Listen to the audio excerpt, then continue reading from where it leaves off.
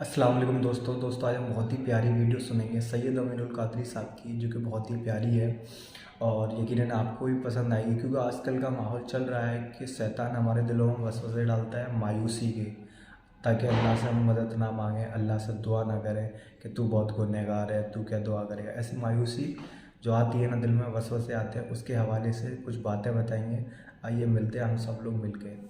सबके दरवाजे पे अपनी परेशानी सुनाते घूम रहे हो, रोजी नहीं चलती, बच्चे बीमार है, रिश्ते नहीं आते, ये नहीं वो नहीं, दिमाग खराब हुआ है, जिहालत की वादियों में घूम रहे हो। मुझे तावीज दे दो, मुझे वजीफा बता दो, मुझे ये कर दो, मुझे वो कर दो। रसूलुल्लाह तो बता चुके, अब तो किससे पूछ रहा है? बुरा लगे तो माफ कर देना।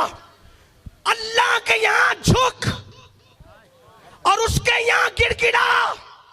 ये यहूदियों का, ईसाइयों का मजहब नहीं है कि जब अल्लाह के यहां जाए तो किसी पोप को, किसी पादरी को लेके जाए। कोई जरूरत नहीं किसी को ले जाने की, बस दिल में मोहम्मद का इश्क बसा ले और सर झुका ले।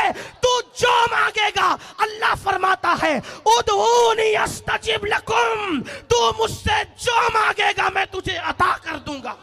नारे तकबीर, नारे रिसालत, कादरी दुल्हा।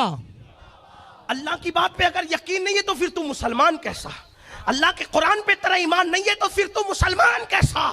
तुझे मुसलमान नहीं कहलाना चाहिए। और अगर तू मुसलमान है और अल्लाह की बात पे यकीन रखता है तो फिर तू गिड़गिड़ा के मांगता क्यों नहीं? तू रब की बारगाह में दस्तक क्यों नहीं देता? सुन सुन, अल्लाह अकबर। मेरे आका फरमाते हैं जब रात का आखिरी पहर आता है, जब रात का आखिरी हिस्सा आता है, तो अल्लाह अपनी शान के मुताबिक पहले आसमान पर आता है जैसा कि उसकी शान है। वो आने जाने से पाक है, नुज़ूल इजलाल फरमाता है और तजल्ली फरमाता है पहले आसमान पे, और बंदों से कहता है मांग क्या मांगता है। खुद ऐलान करता है मांग क्या मांगता है। लेकिन आप कहेंगे हमें तो मालूम ही नहीं था, इसीलिए तो बांगे दे रहा, घंटी बजाने आया हूं ना कि उठो बेदार हो जाओ। अब मालूम हो गया ना, इससे बड़ा तावीज है कोई? मांग के देखो, मांग के दे। एक बात आपको कहूं, कोई आपको डराता है, तवज्जो मेरी तरफ करें, छोड़ दे छोड़ दे छोड़ दे, तवज्जो मेरी तरफ करें। कोई आपको डराता है, वो गुनहगारों की नहीं सुनता, हम गुनहगार हैं, ये शैतानी वसवसा।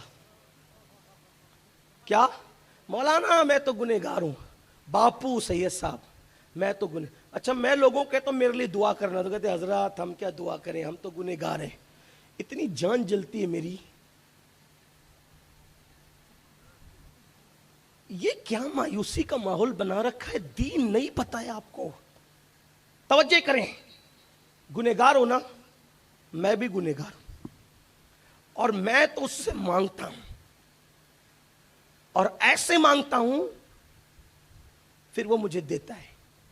क्यों मांगता हूं पता है? मुझे, मेरे दिमाग में कुछ चलता रहता है। मैं कोई वली, कोई कुतुब, कोई आलिम, कोई अल्लामा, कोई खतीब, कुछ नहीं। बस एक निस्बत मेरे पास है, बस और कुछ नहीं। वो रसूलुल्लाह के खून की निस्बत है, वो अल्लाह की अता है, मेरा कोई उसमें कमाल नहीं, कोई कमाल नहीं है वो। लेकिन मैं हूं गुनहगार, यानी सर्टिफाई गुनहगार हूं मैं, सनद याफ्ता। किसी चीज की सनद मेरे पास नहीं है, लेकिन गुनाह की सनद, क्योंकि अल्लाह ने कुरान में कहा कि इंसान जो है बेसबरा है, झगड़ालू है, गुनहगार है ना।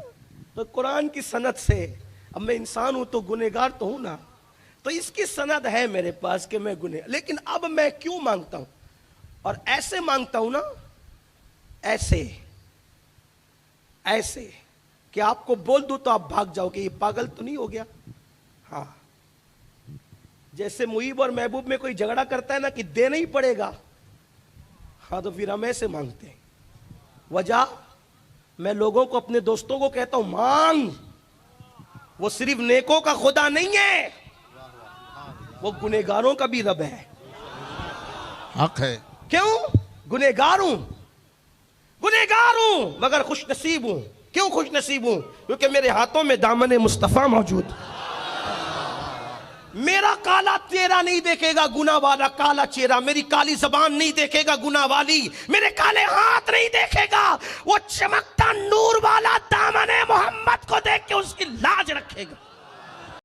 तो देखा आपने कितनी प्यारी बातें बताई उन्होंने। हम लोगों के दिलों में जो मायूसी आती है अल्लाह की तरफ जाने के लिए कि नहीं हम गुनहगार हैं, अब हमको दुआ नहीं करना चाहिए, अल्लाह हमारी दुआ कबूल नहीं करेगा, हम तो बहुत गुनहगार हैं, ये शैतान वसवसे डालता है और हमें इस चीज़ से बचना है और अल्लाह की बारगाह में अपना सिर झुकाना है। माशाल्लाह बहुत अच्छी बातें बताई हैं सैयद साहब ने, आपको भी और हम सबको अल्लाह ताला इस पर अमल करने की तौफीक अता फरमाए। अल्लाह हाफिज़।